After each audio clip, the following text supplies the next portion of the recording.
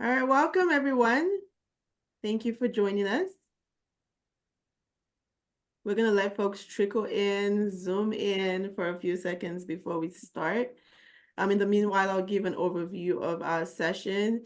Forgive us, today we do not have the slides up. However, I will go over the same housekeeping items and Zoom keeping items that we usually go over. Welcome to the Case-Based Learning Collaborative on Stimulants, CME series. My name is Nabila Jolayemi. I'm program coordinator at the Center for Behavioral and Addiction Medicine at UCLA. This case-based learning collaborative on stimulants is sponsored by the Center for Behavioral and Addiction Medicine, the UCLA Department of Family Medicine, Los Angeles County Substance Abuse Prevention and Control Program, and the UT Southwestern Clinical Trials Network, Big Southwest Node. So please, we ask that while we are listening through the presentation, our speaker will speak for about 45 minutes, and we'll have some time scheduled for Q&A at the end. So please gather your questions. You can use the chat to post your questions or use the Q&A feature to post your questions. Once it's time for Q&A and discussion, we will open it up for folks to participate. So feel free then to unmute, share your video and ask your questions. Regarding CMEs, please ensure to attend the full lecture and complete the evaluations that will be provided at the end of the quarter. Now, for those of you who are still waiting on the CMEs, we want to thank you for your patience. And if you have any specific CME questions, please email them to me I'll share my email in the chat. We are still working on the process for the CME credits. So if you have any emergency need for your CME credits, please email me so that we can get that started for you. Otherwise, we're in the process and we'll send out an email once that process has concluded. Closed captioning is enabled, so feel free to use that. Upcoming past presentations can be found on the CME website, and we'll share that in the chat as well. The next session that we have is titled Unraveling Complexities in the Diagnosis and Management of Psychostimulant-Induced Psychosis, presented by Dr. Daryl Shorter, and that will be in 2 weeks on Friday, March 15th. All right, we're going to share our disclosures in the chat since we don't have the slide up. And the last thing I wanted to mention before we introduce our speaker is that this is the beginning of Women's History Month, and we are having our talk today on women who use stimulants. So I'm going to go ahead and hand over the floor to our moderator, Dr. Shapta, who is the chair for this series, and he will introduce our guest speaker today, who will be providing a great presentation around women who use stimulants. Dr. Shapta? Thanks, Dami. It's great to be here, and I just want to get out of the way quickly because Dr. Bassel is the international leader on women's health among women who use substances. She's a university professor at Columbia School of Social Work. She's the director of the Social Intervention Group, a multidisciplinary center focusing on developing and testing effective community-engaged prevention and intervention models that address drug overdose crisis, HIV, and gender-based violence. She's also started the Center for Healing of Opioid and Substance Use Disorders, or CHOSEN, at Columbia University. It's a new center she started. She directs the Columbia University Global Health Research Center of Central Asia, with main offices in New York and Almaty, Kazakhstan, and several sites in Central Asian countries. She's leading our field and our country in being the PI for the NIH-funded Healing Community Study, which it's a beast of a study that aims to reduce opioid overdose deaths by 40% within 3 years in 67 communities in 4 states. She's published more than 400 papers in the field of addiction, HIV, and gender-based violence. Not only is Nabila my friend, she's also my co-chair for HIV Prevention Trials Network 094, which is a study of integrated strategies to bring care to people who inject drugs and are not in care for either opioid use disorder or HIV, or for prevention. And without much further ado, I can just say I'm thrilled you're here, Nabila. Thanks for joining us, and I look forward to learning from you today. Thank you very much, Dr. Shabtai, for your warm introduction and for the opportunity to present on a subject that is not only close to my heart, but also critically important in our society. As you see here, the title of my presentation, Substance Use, Violence, and HIV, Syndemic among Women Who Use Drugs, Socio-Cultural Contexts, and Tailored Interventions. I spent many, many years to unpack this relationship of violence, HIV, and substance use among women, and not only to unpack the relationship and the complex interrelationship among these syndemic, but also to design and implement interventions that you will hear today about the interventions that we design at our center to address these complex issues. But before I begin, I really want to take a moment to acknowledge that today, as was mentioned, is Women History Month, which is really great. But also I want to acknowledge the strength and the resilience of the women who are at the center of this pandemic that I'll be talking about. Let me start by telling you exactly what I'm going to talk about. My presentation is divided in two sections. The first section, I want to unpack and talk about the epidemiology of SAVA and really highlight the interconnections between all these complex relationship of this pandemic. And then the second part of my presentation, I want to share with you the interventions that we design at our center, and I'll end the presentation for a few minutes talking about gaps and future direction of research, which you'll see in my presentation. There's so much to be done. We are really behind in addressing the SAVA syndemic. So let me start with the drug use among women.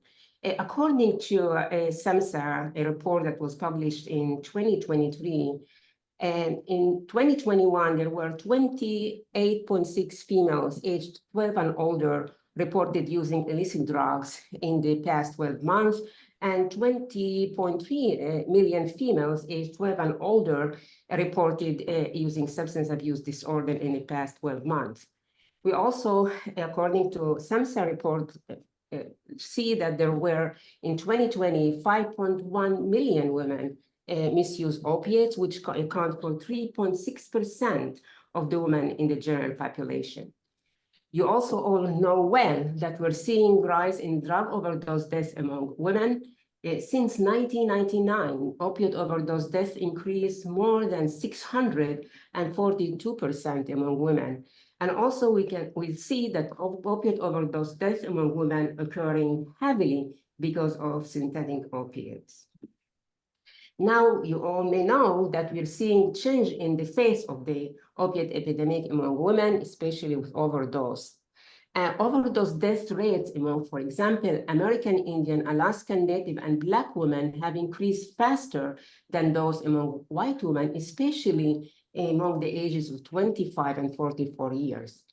And there is a paper that was published in 2023 by Dr. Harris and her colleagues in JAMA, showing that the annual overdose deaths among Black women tripled between 2015 and 2021. And the same paper that was published in JAMA showed that between 2015 and 2021, close to 1 million years of life lost due to overdose among Black women. Moving now around a prevalence of partner violence, which is another part of the syndemic. I spent with my colleagues many years of looking at the prevalence rate of IPV among women who use drugs. We conducted 10 studies at our center and looking at the issue of violence against women. We recruited women from drug treatment programs, emergency room department, jails, or community supervision programs. Across all the 10 studies, we found that the past year prevalence rate of IPV ranged between 25 to 57%, which is 3 to 5 times higher than the prevalence rate found in the general population of women.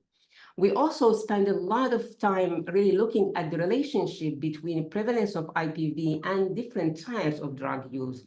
What we found in our studies that the higher prevalence rate of IPV occur among women who use crack cocaine compared to women who are not using crack cocaine. We also found higher rate of IPV among women who use polydrug use compared to non-polydrug use women. And as well as recently, in our recent work, we have seen higher rate of IPV among women who use fentanyl compared to women who do not use fentanyl. Now, if you look at the literature and look at the science around the relationship between type of drug use and IPV, you'll see that the literature is inconsistent. There is a gap, and there is a debate in the literature that really we don't know exactly how type of drug use and IPV are connected. I'm sharing with you what we found in our study, but the literature really concludes that there is no consistency in the science. Now, I want to share also with you an area that we have began to look at it a few years ago, the relationship between partner abuse and non-fatal overdose. I'll share with you the first study. We conducted it with close to 300 Black women from New York City. We recruited the women from community supervision programs. We asked the women about their experiences in non-fatal overdose. We asked them questions about their history of drug use, and we asked questions about their experiences with partner violence. And as you see on this slide, 14% of the women said that they experienced non-fatal overdose in their lifetime, and 7% in the past year. 62% also reported they experienced sexual or physical violence committed by their intimate partners. And 29% reported IPV by non-intimate partners, and 14% reported that they had sexual violence perpetrated by the police or correctional guards.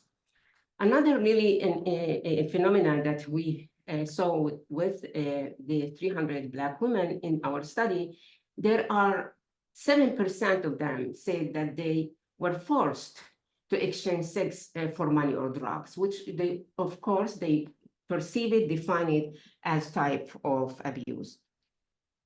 So we also looked in the same paper, if you like to read more about this paper published 2022, we found that there is a relationship between experienced sexual and physical violence with experiencing overdose.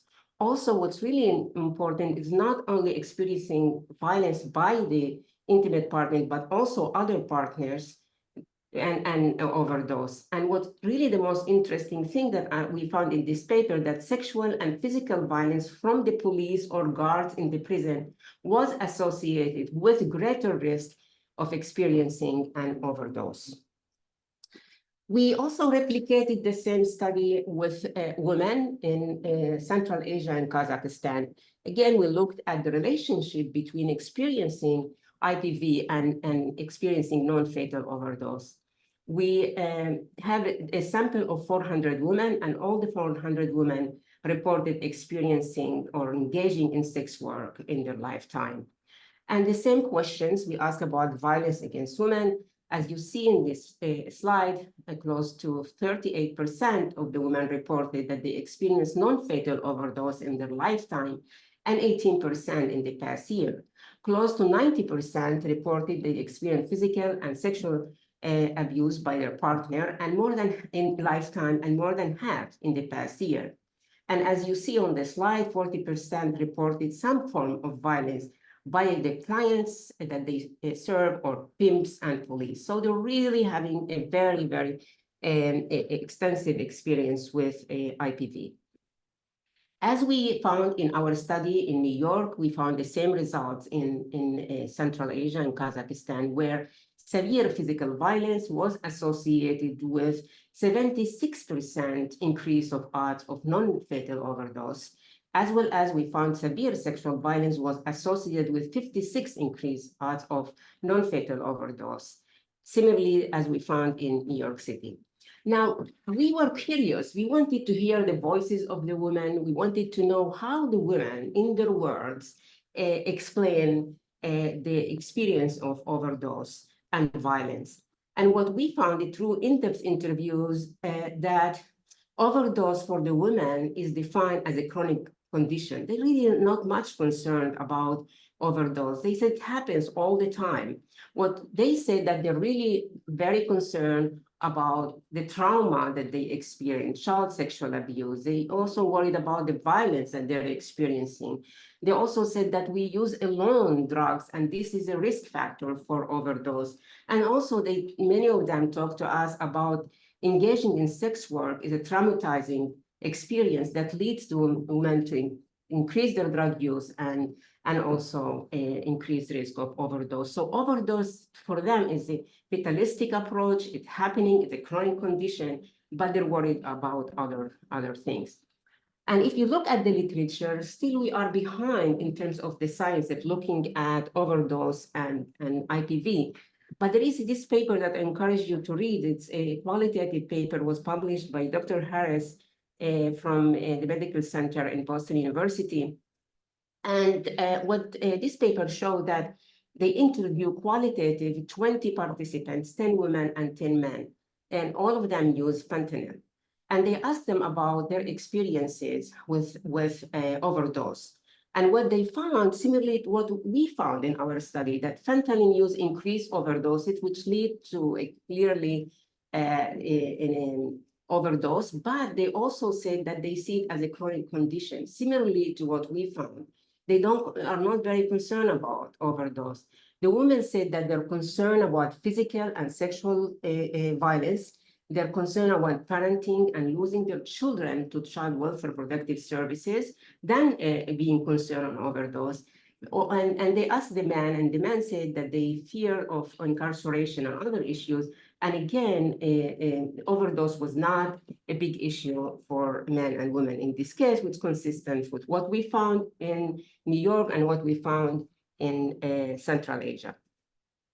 Now, you may know very well, we're facing another epidemic among women, a use of xylazine. And as you see in this figure, was published in 2023 by CDC, that there was an increase of overdose deaths where xylazine has been used with women is around 1,230%. So much increase, seeing that xylazine is really used with other drugs and found in with women when they overdose.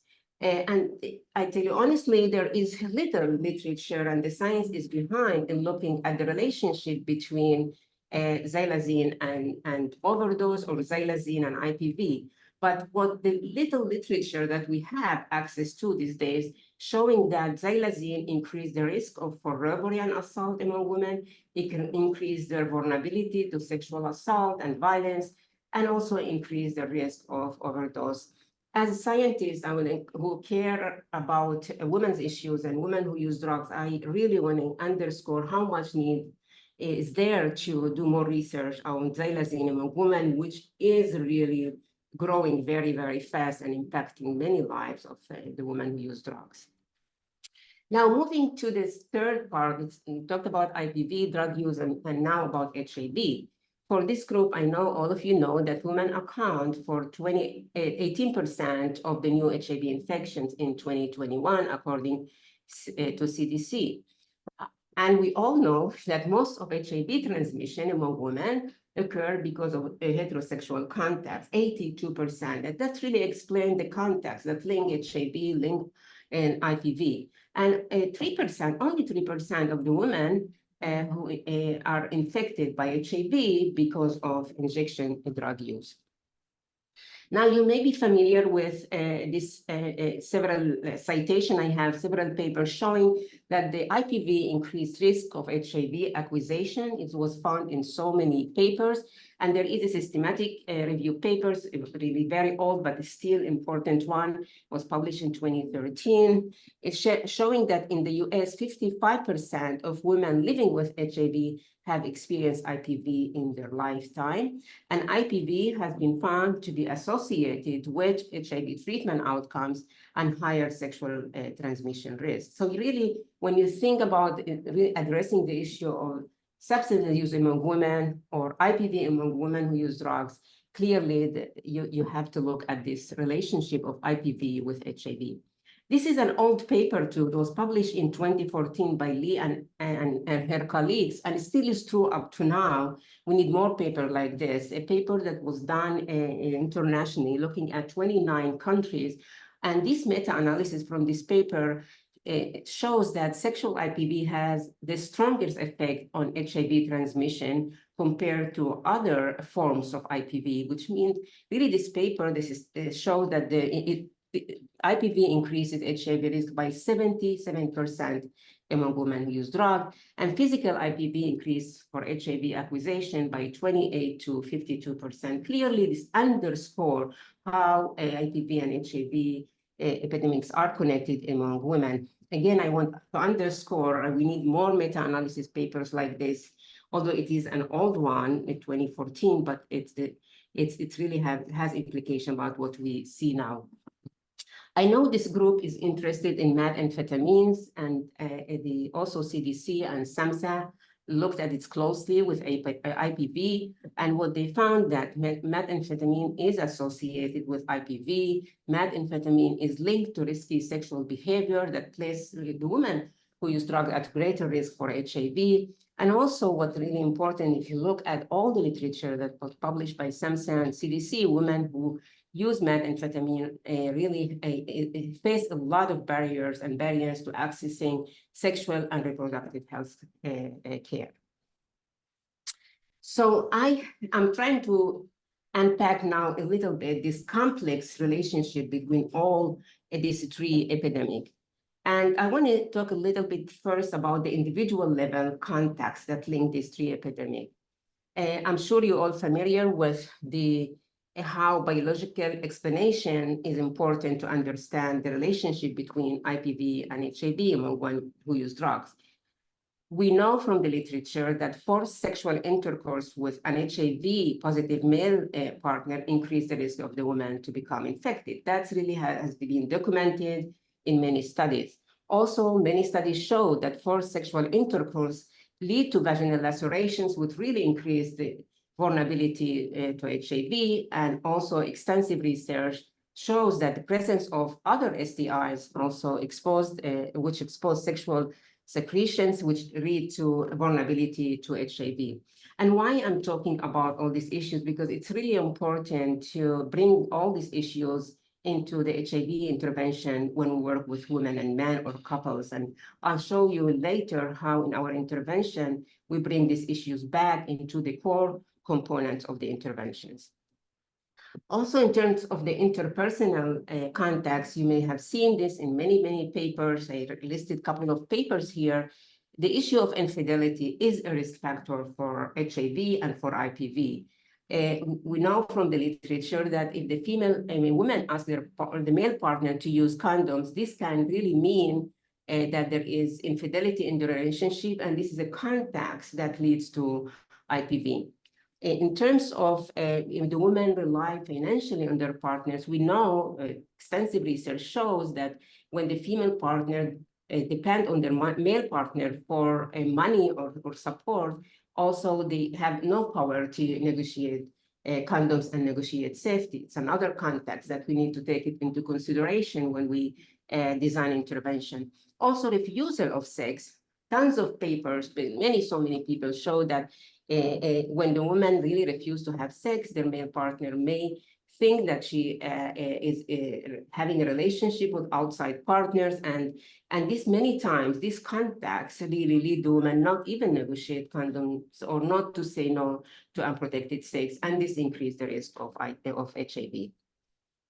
Now, this is an area of research that I had published a lot about and spent many years looking and packing the impact of drugs and IPV. And I published quite a bit of papers showing from men and women, asking them how you see that type of drugs may impact your sexual performance and may impact your relationship with your partner. And here I want to share with you a few findings that I thought that are really important, because when we design interventions, we need to take them into consideration. For example, in our study, the qualitative work, women using crack cocaine reported low sexual desire to have sex. However, men on crack cocaine reported increased sexual desire, but crack cocaine decreased ability to perform. And this really context increased the risk of IPV. Women and men told us that crack-induced paranoia would incite both partners to start fighting, and they really fighting with each other about issues related to infidelity, which in many cases, the women and men told us that lead to physical violence. in terms of heroin, what we learned from our qualitative work, heroin made male partners unable or slow to ejaculate, which causes sex to become painful to women and lead to partner abuse. And the final finding is that women under the influence of drugs endure forced sex longer because of fear of increased potential for physical violence. Why I'm bringing up these issues? Because it's really important when we designed interventions and we bring either the woman alone or the man alone or the couple, which I'll talk about these interventions, we need to bring all these issues. This is based on science. This is based on really stories of women and men telling us that these contacts are so critically important to discuss, to talk about, but they're women always not able to bring up this issue because of fear of violence. So later I'll show you how we integrated these issues in our interventions. Now, moving to structural interventions, I know this group knows so well that women who use drugs and also women who are impacted by HIV are double neglected, double stigmatized. Stigma is a huge issue among women who use drugs, and they face a really stigma by the society, but by also drug treatment programs, by the healthcare system, and women are not able to access care because of this huge stigma issue. Only 1 in 10 women who need substance use treatment receiving it. In addition to all the contacts, the interpersonal contacts that I described to you, also these are important contacts that we need to be considered in addressing the issue of IPV or HIV and violence among women. We know very well from extensive research and a lot of publications that the drug treatment programs have typically designed for the health needs of men. We have been calling this an issue. We have been really trying to advocate to change it. There is some movement, but still it's not there. Women report that the environment of drug treatment or healthcare system is not welcoming, and very rarely they talk about sexual and reproductive health and IPV issues. And many of the approaches in the drug treatment or healthcare system are not fully addressing women of color's need. And a lot of literature has been written about it, but really change is coming very, very slow. Many also of the women said that they really cannot even access treatment because there are many responsibilities that they have in their lives. And finally, I want to really highlight an issue that I have been advocating for change for many years and hasn't happened, is that many of the domestic violence shelters do not accept women who use drugs. We send women who need shelters and domestic abuse shelters. They really don't accept them because of history of drug use. It's happening in New York City. We're fighting it, and we have not made any change. We also know women who are pregnant or have young children and are not going to seek much treatment or going to the healthcare system or to a substance abuse treatment because they're scared, they're fear of that their children will be removing from them. So this is another context that we need to really look at when we work with women. Now, if we look at another structural issues, I could have given a whole talk only on this issue, but I want to highlight it, is the criminalization of drug use, sex work, and HIV. We know in the United States, nearly all states criminalize sex work, and that's really a risk factor for IPV, HIV, and other issues. 35 states have laws that criminalize HIV exposure in the United States. Nearly all states criminalize some aspect of drug use. So when we talk about reducing IPV and when we talk about reducing HIV, we have to take into consideration all the structural barriers that women face in their lives. So I give you, and I unpacked a little bit the interconnectedness between all these 3 epidemics, and I can spend another hour really give you an example of the relationship between all these issues. But I want to move to where I spend quite a bit of time and years to try to take this really complex issues into intervention science. And I want to give you ideas about individual level intervention. At the social intervention group that I direct, we design 5 studies in the United States and other countries where we focus on the women alone. We design intervention only for the women to come and receive the intervention. In these 5 studies, we showed reduction of HIV, IPV, and substance use. And in one of the 5 studies, we showed a reduction of STI. Most of these studies also identified by CDC as best practices. And if you'd like to read about them, they're really in the website of CDC.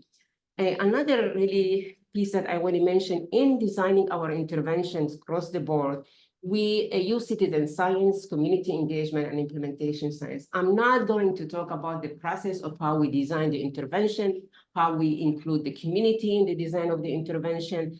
It's another topic, another presentation, but I really, if you'd like also to learn about it, this paper that is here talks a lot about the approach that we're taking in designing the intervention.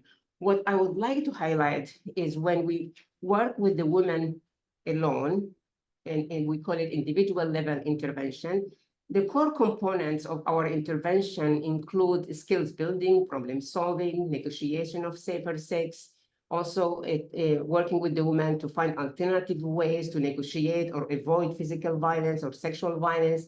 It's about working with the women about issues related to sexual and reproductive health, about safety planning in our interventions when we deliver it to women alone, really focus a lot about how the woman can stay safe.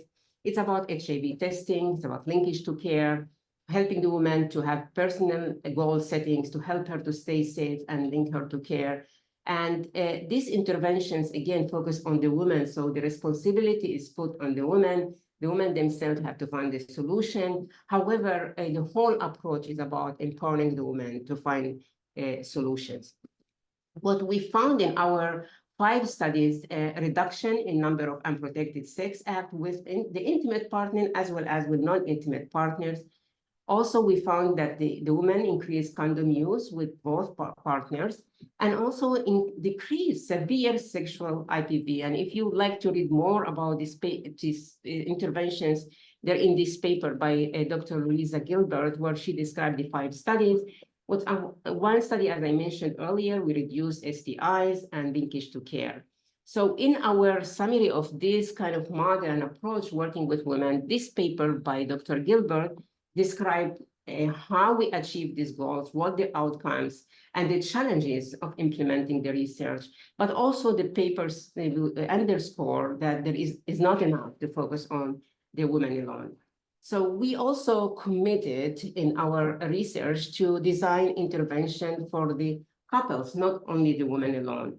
So we spent quite a bit of years designing intervention. We design and implemented 9 couple-based intervention. And honestly, when we moved to work from the women alone to couples, it's based on what many women told us that they would like to bring their male partners into the intervention.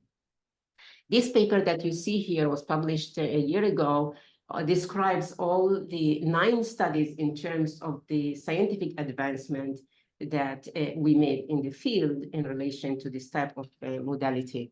7 of the study also were implemented with men and their male sex partner, 1 with MSM couples, 1 in combination, and 8 of the 9 intervention evaluated through RCTs.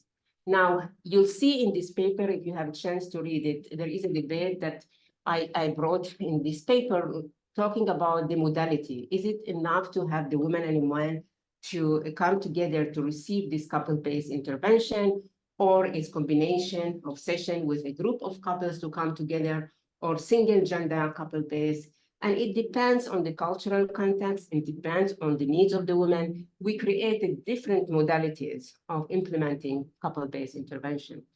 The core components of this intervention includes drug and sexual risk disclosure, which is not an easy thing to do. You saw how earlier I talked about what the risk that increase IPV, but bringing the couple together and create a safe environment to allow them to talk about these issues is so critical. Also, we focus on our couple-based intervention, enhancing couple communication, increasing social support, teaching them together about condom use negotiation. We talk about biomedical HIV prevention, access to harm reduction. We talk a lot about overdose prevention, and the issue of reproductive health is so critical, and issue of sexual coercion and violence. You may ask yourself, how can we do that? How can you bring the couple who are living in an abusive relationship to talk about all these issues?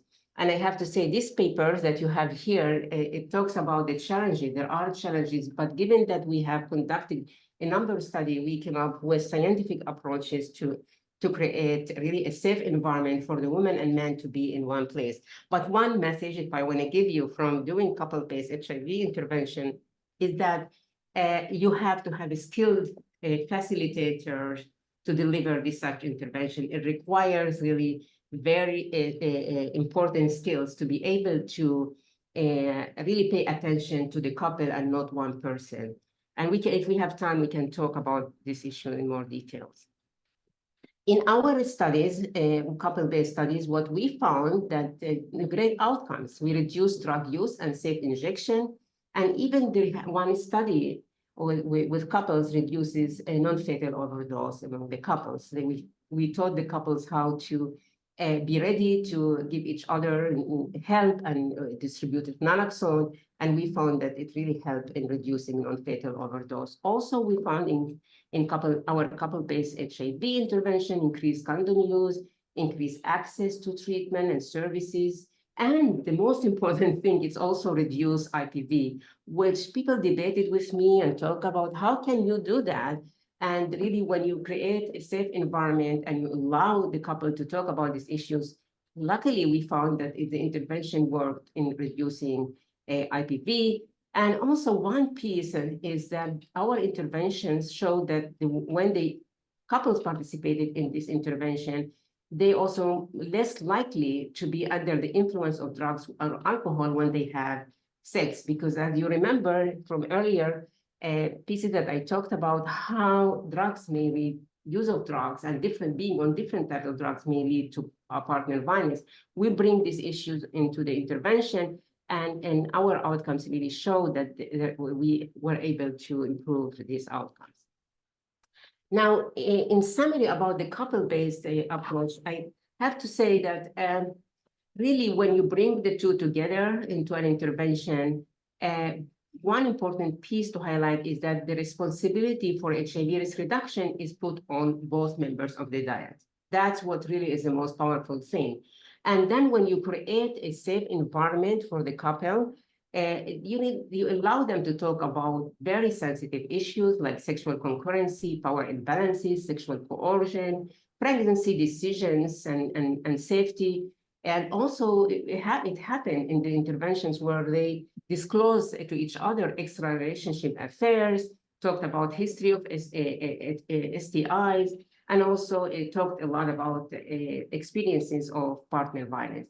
And again, you know, I could have spent only this presentation on talking about this approach of working with couples, but this paper that I mentioned earlier discussed the challenges. There are challenges in how we implement this kind of intervention. Now, moving to structural interventions, we also spent quite several years to design an intervention that address the structural issues. I want to talk to you about one of them. It's called Project NOVA. And the core component of Project NOVA is HIV risk reduction that includes financial literacy, vocational training, microfinance to increase employment, and match saving to promote asset building. You have also two papers about this intervention. It's not an easy intervention. And if you'll be interested, we debate the complexity of this intervention in these two papers. But here, the intervention, it's very long intervention. We had 6 sessions, 2 hours each session, to help the women to build familiarity with banking, opening an account, budgeting, financial negotiation, saving, and prioritizing expensive drugs, alcohol versus other things. We also talked about in the intervention about match saving, participants giving the opportunity to save and especially if they want to save the incentives that we provided them in the intervention. For example, we match $1 to $1 if they save it, and most of the women save their money with the study and not in the bank, and later they start saving in the bank.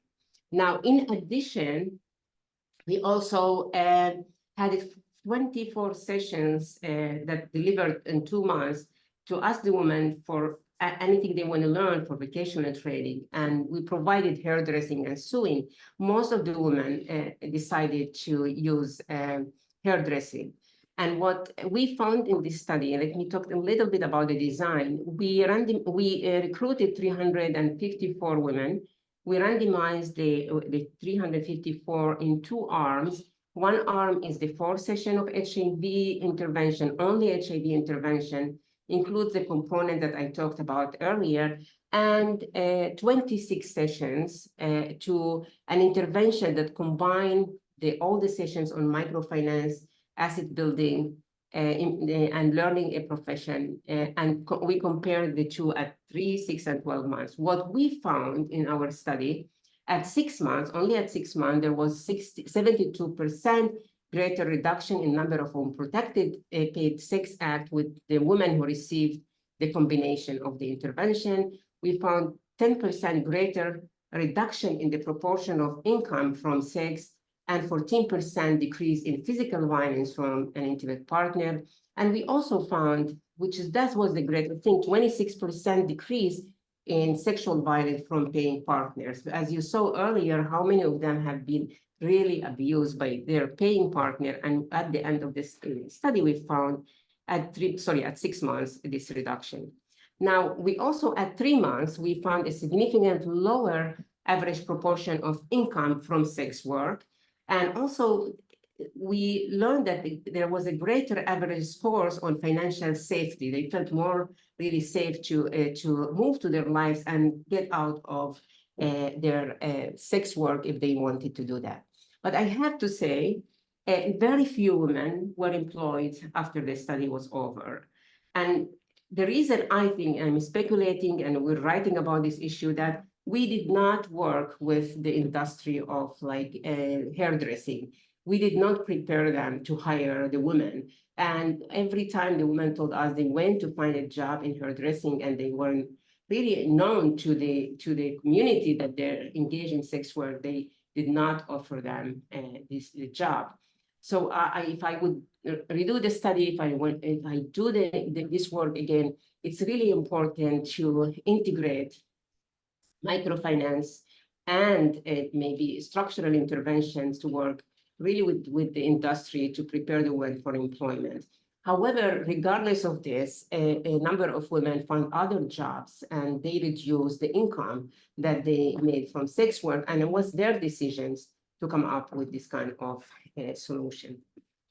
So, in conclusion, I have 5 minutes, I'm looking at my watch. If you look at the literature, there are so many systematic reviews about IPV and HIV, IPV among women who use drugs, and every conclusion in every paper, it says we need to do more, and we need to really focus on beyond the individual level approach. We need to focus on structural issues and couples, which we really need to do it. But if you, this is a paper that we published almost a year ago, describing what we so far we know, and it's a call to action, what we need to do. Clearly, we need to be focusing on multi-level SAVA intervention for women, for men, for couples. We need to also focus on structural interventions to reduce stigma through community-driven approaches. It's time for us to be really moving toward this kind of work. Also, we should be more doing implementation science and dissemination research on SAVA intervention. There are a number of evidence-based practices, a number of models that are out. They're not getting into the women, they're not getting into the community, and we need to be focusing on these issues. Also, here, you all know that integration of HIV and gender-based violence services to address the co-occurring issues is not happening in real world. It's not happening in the healthcare system. It's not happening in domestic violence services. It's not happening in HIV care. integration of services is the way to go. We have been saying that for many years. I think it's time for us to be really integrating these issues. The other piece is funding to support SAVA training for the providers. It's another piece, and all working with the dietes. You see in the field, it's really when you introduce couple-based intervention, it's something, first, the healthcare, the agencies do not pay for it. The providers are not compensated for it. The health insurance don't pay for it. There is really a need to be talking about these issues if we are serious about really bringing to the field and train the service providers to be addressing multi-level intervention and prevention. And finally, there is a really important call to action to national plans to address gender-based violence and gender-specific HIV intervention in the healthcare system. We made some progress, but so much to be done. Before I end, I want to really acknowledge the contribution of so many colleagues that I have at our centers. I have to say, one field cannot address all these issues. We need to have multidisciplinary approach to addressing the issues that many women facing. And I have to say that our team in Central Asia or on other countries and at Columbia, very committed to these issues. But ultimately, if you read our papers and other papers, so much we need to do if we are serious in addressing the needs of so many women who are really suffering from this SAVA syndemic. And I finish in 45 minutes. Thank you. Thanks, Dr. Bassel. A tour de force. I'm going to open us up for questions here. Gio and Jessica, I see you online somewhere. So one of the questions I have, Dr. Bassel, is how do you go about, many people may be interested in working with specific concerns of women in their clinic. How do you go about bringing some of this technology you have into our clinical spaces? What are your thoughts about that? That's really very, very important issues. In New York City, we work with different agencies where we place our graduate and our students and our faculty to be delivering training and evidence-based practices in order to really make a difference. The challenge we face, Dr. Shapta, is the health insurance do not pay to the models we're creating, the integrated models, the couple-based approaches. The staff is not trained to do all these things. So we really, I mean, the state has to invest in doing this, and the healthcare system needs to invest in this to open the door for more opportunities to make a change. We're facing, I'll give you an example, in the couple-based study that we conducted, we went to implement it in 38 agencies. We could not do it easily. And the reason is that it requires training that the agencies are not willing to do. It requires the health insurance to pay for 2-on-1 when the clinicians see the two. So that was a barrier. So we had to work with like Oasis and other agencies to help us to provide more training and allow more resources to do it. So there is a system change beyond what really is happening now. Thanks.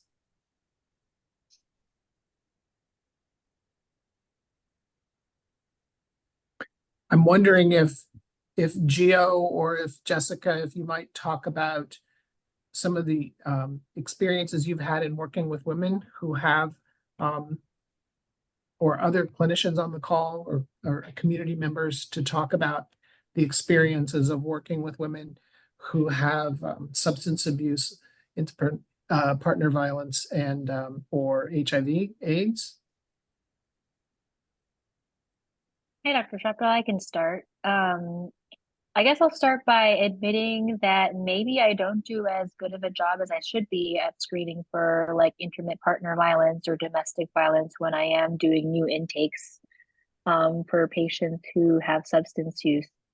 Mostly because there's just so many other things you have to talk about, and you get a little bit into trauma and you get a little bit to all of that, but specifically screening for IPV, I think as was mentioned in this talk, because it's not always a comfortable thing to talk about, front and center.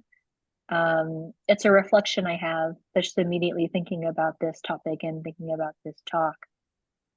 As Dr. Shabta knows, one of my other area of interests is specifically the pregnant and parenting population, as it relates to their substance use treatment, and there's a whole lot of work to be done. I think I resonate with the insurance piece that was just mentioned. I think is huge, because I think we also run into kind of a similar situation here where maybe it's not even like so much the insurance piece yet, because we just don't even have the places, the designated care centers where these people could go to yet. Mhm. So it would Yeah. call on, people who work in clinics like myself to be more mindful of that, and even just begin to sort of offer that sort of location for care. Mhm.